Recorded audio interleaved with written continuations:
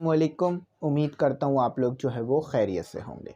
तो आज का टॉपिक है हमारे पास बैकग्राउंड रेडिएशन। देखो बैकग्राउंड से यहाँ पर मुराद वो वाला बैकग्राउंड नहीं है कि जो कि हमारे जो है वो पीछे बैकग्राउंड में हो रहा होता है। जैसे आपको मेरे बैकग्राउंड में शायद थोड़ी नॉइस आ रही हो, ठीक है, तो ये वो वाला बैकग्राउंड नहीं है। यहाँ पर बैकग्राउंड से मुराद अलग है। अच्छा, अगर आपको कॉस्मिक रेडिएशन का पता है तो समझ लो ये टॉपिक आपके लिए आसान है और आपने ये टॉपिक पढ़ा हुआ है, आप इस वीडियो को यहीं पर बंद कर सकते हो। लेकिन अगर आपने कॉस्मिक रेडिएशन नहीं पढ़ी है और उसके बारे में नहीं पता तो ये टॉपिक आपके लिए बहुत ज़्यादा इंपॉर्टेंट है, क्योंकि देखो कॉस्मिक रेडिएशन का पता होना चाहिए। हमारे जो अर्थ है उसमें आपको पता है ओजोन लेयर होती है। अब ओजोन लेयर की डिप्लीशन की वजह से, यानी ओजोन लेयर जो हमारी उसमें जो होल्स बन रहे हैं उसमें जो ओजोन लेयर में कमी आ रही है, उसकी वजह से जो कॉस्मिक रेडिएशन है वो ज़्यादातर हमारी अर्थ पर आ रही है, जिसकी वजह से टेम्परेचर बढ़ रहा है, ग्लोबल वार्मिंग बढ़ रही है, क्लाइमेट चेंज आ रहा है और ग्रीन हाउस इफेक्ट्स आ रहे हैं। अब ग्रीन हाउस इफेक्ट्स क्या होते हैं कि जो गैसेस की वजह से इफेक्ट्स आते हैं ना अर्थ में, जो टेम्परेचर बढ़ता है गैसेस की वजह से, उसे बोलते हैं ग्रीन हाउस इफेक्ट। तो इसको हम बाद में पढ़ेंगे डिटेल में, लेकिन मैंने थोड़ा जनरल नॉलेज आपको दे दिया इधर। अभी हमारा मकसद है बैकग्राउंड रेडिएशंस को पढ़ना। देखो भाई, बैकग्राउंड से ये मुराद है कि हमारे इर्द गिर्द में, यहाँ पर बैकग्राउंड से मुराद तो पीछे वाला बैकग्राउंड नहीं है, सिर्फ यहाँ पर वो पीछे वाला बैकग्राउंड नहीं है, यहाँ पर बैकग्राउंड से मुराद हमारे इर्द गिर्द में, मतलब हमारे इर्द गिर्द में जो रेडिएशंस हो रही होती हैं, यानी जो रेडियो एक्टिविटी हो रही होती है, जो रेडियो एक्टिव एलिमेंट्स खुद डीके हो रहे होते हैं, उसको हम बोलते हैं बैकग्राउंड रेडिएशन। अब मैंने आपको बताया कि कुछ डीके आप खुद कर सकते हो, जिसे आप आर्टिफिशियल रेडियो एक्टिविटी कहते हो, और कुछ डीकेस नेचुरली होते हैं, जिसे आप बोलते हो नेचुरल रेडियो एक्टिविटी, जो हम पहले हिस्से में पढ़ चुके हैं ना। तो आप उसको लिखिएगा natural radioactivity, M English centre, आपको टॉपिक मिल जाएगा। तो चलो बुक से ही पढ़ लेते हैं ताकि बुक से ही बात समझ में आ जाए। These natural radiations that comes from the surroundings are called background radiation. Surrounding क्या होता है? इर्द गिर्द। अब सराउंडिंग समझ नहीं आता कुछ बच्चों को, तो सराउंडिंग का समझ लो पहले, क्योंकि देखो अगर सराउंडिंग ही समझ नहीं आए तो फिर तो कोई बात समझ नहीं आ रही ना। ये आप हो अच्छे से स्टूडेंट्स, ठीक है, अच्छे होनहार। अब आपके इर्द गिर्द जो जगह है ना, वो है आपकी सराउंडिंग, ठीक है। आप ऊपर देख लो, नीचे देख लो, दाएं देख लो, बाएं देख लो, ये आप सबके लिए है सराउंडिंग। तो मैं यहाँ पर बता दूं कि ग्रुप में अगर आप ऐड होना चाहें तो हो जाइएगा। ग्रुप की फीस सालाना 1500 है सालाना, जिसमें notes, lecture, model paper, guest paper सब कुछ मिलेगा, ठीक है। और अगर सिर्फ नोट्स चाहिए हो तो कांटेक्ट कर लीजिएगा। तमाम सब्जेक्ट के नोट्स की फीस 500 है। नोट्स में न्यूमेरिकल, क्वेश्चन आंसर, एमसीक्यूज, तमाम चीज़ें सॉल्व होंगी।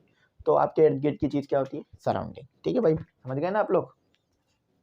अच्छा, अब ये तो आपको समझ में आ गया सराउंडिंग क्या होती है। अब आपके इर्द गिर्द यानी आपके इन्वायरमेंट में रेडियो एक्टिव जो एलिमेंट्स हैं वो रेडियो एक्टिविटी का फिनोमिना कर रहे हैं, यानी उनमें जो है वो टूट रहे हैं। बड़ा न्यूक्लियस टूट कर छोटा न्यूक्लियस बना रहा है। ये कुदरत का कानून भी है, इसलिए भी हो रहा होता है। अब ये ज़्यादातर कहाँ पर हो रही होती है ये चीज़, ये मतलब रेडियो एक्टिविटी ज़्यादातर, देखो रेडियो एक्टिविटी ज़्यादातर जो है वो पहाड़ों में हो रही होती है और सॉइल्स में हो रही होती है, मिट्टी में हो रही होती है, ठीक है। अच्छा, तो यहाँ पर जैसे कि आपको एक एग्जाम्पल दी हुई है रैंडम की, सॉरी रैंडम बोल रहा हूँ, रेडॉन की। तो रेडॉन हमने पढ़ा था, रेडॉन जो है वो रेडियम का डॉटर न्यूक्लियाई है, ठीक है, या न्यूक्लियड है। तो अगर आपसे कोई पूछ ले रेडॉन किसका डॉटर न्यूक्लियस है, तो ये खुद डॉटर न्यूक्लियस है रेडियम का। रेडियम का हम इसे पढ़ चुके हैं, तो इसे हमने मैंने अच्छी तरीके से आपको पढ़ाया था। अगर आपको इसे और डिटेल में देखना हो ना तो ऊपर लिखा हुआ है रेडियम, आपके पास पेज नंबर 213 पे सबसे ऊपर ही लिखा हुआ है वैन रेडियम, ठीक है। तो उसमें देख लेना इसका कैसे ये बनता है, और मैंने समझाया भी था इसमें। तो हम यहाँ पर इस चीज़ को नहीं पढ़ेंगे, हम आगे बढ़ेंगे। In some areas over half of these radiations come from radio active radon gas, rock seeping and some types of granite. Granites जो है वो आपके पास जो धमाके हो रहे होते हैं उसमें रेडियो एक्टिविटी हो रही होती है। देखो भाई, जब ये टूटता है ना, जब ये न्यूक्लियस टूटता है तो सिर्फ ये सिप नहीं टूटता। जैसे कि अगर कुछ टूट जाए, मतलब कोई अगर पेन टूट जाए तो बस ये ख़त्म हो, टूट गया। लेकिन जब ये एलिमेंट्स टूटते हैं ना तो मतलब ये एनर्जी रिलीज करते हैं बहुत ज़्यादा। मतलब फॉर एग्जांपल यहाँ पे मैं समझाता हूँ।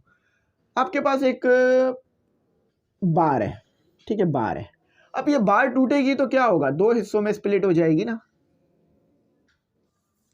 ये बार टूटेगी तो दो हिस्सों में स्प्लिट हो जाएगी, ठीक है। ये ऐसे दो हिस्से हो गए। अब आप इसको फिर एल्फी से जोड़ दो, जिससे भी जोड़ दो, वैसे ओरिजिनल सिचुएशन में नहीं आएगी। लेकिन जब एक एटम टूटेगा ना, जब एटम का एक न्यूक्लियस टूटेगा तो वो सिर्फ टूटेगा नहीं, बल्कि वो दूसरा एटम भी बना देगा और साथ ही साथ एनर्जी रिलीज कर देगा, एनर्जी रिलीज कर देगा, एनर्जी रिलीज करेगा, ठीक है। तो इसे बोलते हो आप, क्या कहते हो इसे, रेडियो एक्टिव का फिनोमिना, ठीक है, रेडियो एक्टिविटी। अच्छा, तो ये चीज़ यहाँ पे लिखी हुई थी। तो देखो भाई, कॉस्मिक रेडिएशन हमारे पास स्पेस से आती है। कॉस्मिक रेडिएशन कहाँ से आती है, किसी के घर से नहीं आती, स्पेस से आती है। मैंने आपको शुरू में बताया था ना कॉस्मिक रेडिएशन। अब कैसे होता है ज़रा ये मैं बताता हूँ। थोड़ी सी ब्राइटनेस कम करता हूँ ताकि आप, ठीक है, तो थोड़ी ब्राइटनेस मैंने इसमें लो करी है ताकि आपको एक अच्छा व्यू मिल जाए, आपको अच्छा समझ में आ जाए। अब ये है आपका स्पेस, ठीक है, एटमॉस्फेयर, या आप अर्थ से बाहर निकल गए। ये है आपका अर्थ हो गया। अर्थ के ऊपर एक ओजोन लेयर है, ठीक है। ये ऑर्बिट नहीं बनाया मैंने, ये अर्थ है आपका, ये आपका प्यारा अर्थ है जिसमें हम सब रहते हैं, और ये उसकी एक ओजोन लेयर है। अब ओजोन लेयर में ना जगह जगह हो रहे हैं सुराख, ठीक है। समझ लो ये जो डॉट बना रहा हूँ ना मैं, ये जगह जगह इसमें सुराख आ रहे हैं। ये रैंडम होते हैं ये, मैं वैसे तो थोड़ा आपको पैटर्न लग रहा होगा। अब जहाँ से ये सुराख है ना, तो वहाँ से ये कॉस्मिक रेडिएशन स्पेस से ज़मीन पर आ जाती है, और फिर हमारा अर्थ का एनवायरनमेंट बढ़ जाता है, और हम जो है वो हज़ार्ड बर्दाश्त करने पड़ते हैं, जो कि आखिरी में हमारे को इसको दिया हुआ है। तो ये याद रखिएगा। Spontaneous decay in a process in which environmental factor can not influence. अच्छा, स्पॉन्टेनियस डीके, स्पॉन्टेनियस मतलब खुद ब खुद होना। अब इसमें इन्वायरमेंटल फैक्टर इफेक्ट नहीं करेंगे। मतलब भाई अगर कोई एलिमेंट खुद ही टूटता है ना, जैसे कि यूरेनियम, रेडॉन, और इसी तरह से ये दूसरे जो हमने एलिमेंट्स पढ़े थे, ये तो चाहे टेम्परेचर जो भी हो, प्रेशर जो भी हो, ये खुद टूट जाएंगे, हम इसे खुद नहीं तोड़ पाएंगे, ठीक है। तो ये याद रखना। अब आ जाते हैं रैंडम डीके। रैंडम डीके वो जिसमें आपको रेट नहीं पता चल पाता है कि कितना तेज कोई चीज़ टूट रही है। फॉर एग्जाम्पल, मेरे पास ये पेन है, इसको मैं तोड़ूं तो आप बता सकते हो कि कितनी देर में मैंने इसे तोड़ा, 10 मिनट, 5 मिनट। बहुत ताकतवर होऊंगा तो 1-2 मिनट में ही तोड़ डालूंगा, क्योंकि ताकतवर लोग तो जल्दी जो है वो चीज़ें इधर की उधर कर देते हैं ना, जैसा कि हमारा जहन भी होता है। लेकिन जब रैंडम डीके होगा ना, यानी कोई चीज़ रैंडमली टूटेगी, कोई चीज़ से मुराद सिर्फ एटम की बात कर रहा हूँ, उसका न्यूक्लियस बात कर रहा हूँ। तो जब न्यूक्लियस रैंडमली टूटेगा ना, तो हमें नहीं बता सकते कि ये कितनी देर में टूटकर दूसरा बना रहा है एटम, ठीक है। तो ये होता है आपके पास रैंडम डीके। तो रैंडम डीके देखो लिखा हुआ भी, random decay is a process in which the exact time of decay of a nucleus can not be predicted.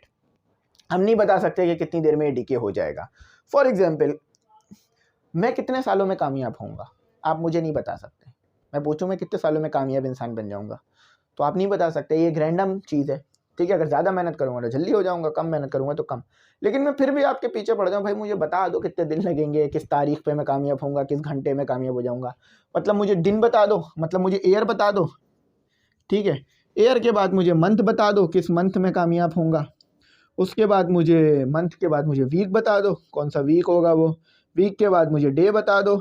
तो पीछे पड़ गया मैं, आपके सब पूछने लग गया। लेकिन आप ये नहीं बता सकते, है ना। मैं भी नहीं बता सकता, आपकी मेहनत ही आपको कामयाब करती है, और हमारी मेहनत। तो रैंडम डीके में हम नहीं बता सकते कि कितनी देर में ये एलिमेंट या ये न्यूक्लियस टूटकर दूसरा एटम बना लेगा, न्यूक्लियस बना लेगा। अच्छा, अब इसको डायरेक्ट पढ़ते हैं। Geiger molar. अच्छा, गीगर मोलर में इन्होंने, एक साइंटिस्ट थे, यहाँ पर डिटेल नहीं दी हुई, थोड़ा बहुत आपको बताया है कि a detector like a Geiger Muller tube can demonstrate the random nature by observing the count rate of radio active disintegration. Disintegration मतलब होता है टूटना, इंटीग्रेशन का मतलब होता है शामिल, मिलाना, एक साथ लाना, शामिल करना। डिसइंटीग्रेशन का मतलब होता है टूट जाना, अलग अलग हो जाना। when a GM tube is placed near a radioactive source। तो देखो एक GM ट्यूब थी, उसको रेडियो एक्टिव सोर्स के करीब रखा गया, और उससे जो है ना रेडियो एक्टिव काउंट को चेक किया गया, और ये पता करने की कोशिश की गई कि कितनी देर में कोई चीज़ डीके हो जाती है। तो ये चीज़ नहीं पता चली, क्योंकि ये रैंडम प्रोसेस होता है ना, ये हमें नहीं पता चल पाता। The times of each decay can not be predicted. हर डीके का मतलब हर कोई ख़ास डीके का हम टाइम नहीं बता सकते। डीके का मतलब है टूटना, उसका हम टाइम नहीं बता सकते, कोई चीज़ कितनी देर में टूट जाएगी। The direction in which radiation is emitted is not possible to determine. अच्छा, किस डायरेक्शन में रेडिएशन इमिट होगी ये भी बताना पॉसिबल नहीं होता है। तो ये ना काफ़ी कॉम्प्लेक्स प्रोसेस होते हैं। मतलब ऐसा नहीं है कि हम कोई भी जैसे चीज़ को उठाएं, जैसे कोई एक पुल बन रहा है किसी इलाके में, तो हम बता सकते हैं कितनी देर में ये पुल बन जाएगा। ज़्यादा से ज़्यादा हम बता सकते हैं 3 साल में, 4 साल में, 2 साल में ये पुल बन जाएगा।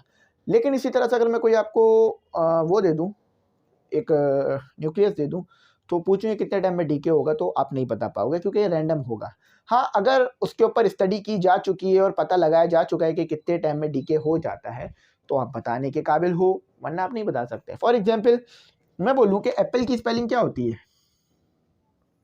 ठीक है, ऐसे बनता है ना एप्पल, एप्पल। तो आप मुझे एप्पल की स्पेलिंग नहीं बता सकते अगर आपने नहीं पढ़ी। तो इसी तरह से रैंडम डीके कितने टाइम में होता है ये आप नहीं बता सकते जब तक आपने इसको नहीं पढ़ रखा है या इसके ऊपर स्टडी नहीं हो गई है। अब है हाफ लाइफ। हाफ लाइफ बहुत ज़्यादा इंपॉर्टेंट टॉपिक है, सेकंड मोस्ट इंपॉर्टेंट टॉपिक है इस चैप्टर का। सबसे मोस्ट इंपॉर्टेंट टॉपिक मैंने आपको बताया था न्यूक्लियर ट्रांसमुटेशन था, वही पेपर में आएगा भी, आप देख लीजिएगा। तो उसके बाद ये वाला हाफ लाइफ वाला आएगा, इसमें न्यूमेरिकल भी है जो मैं आपको इंशाल्लाह कल करा दूंगा। आज 2 टॉपिक्स हो गए हमारे, कल बकिया के 2 टॉपिक्स और हो जाएंगे। तो कोशिश रहेगी इस हफ्ते में चैप्टर कंप्लीट करके अगले हफ्ते से मैथमेटिक्स और इंग्लिश को तेज़ी से लेके चलें। Thanks for watching. अल्लाह हाफिज़। अपनी कीमती दुआओं में ज़रूर याद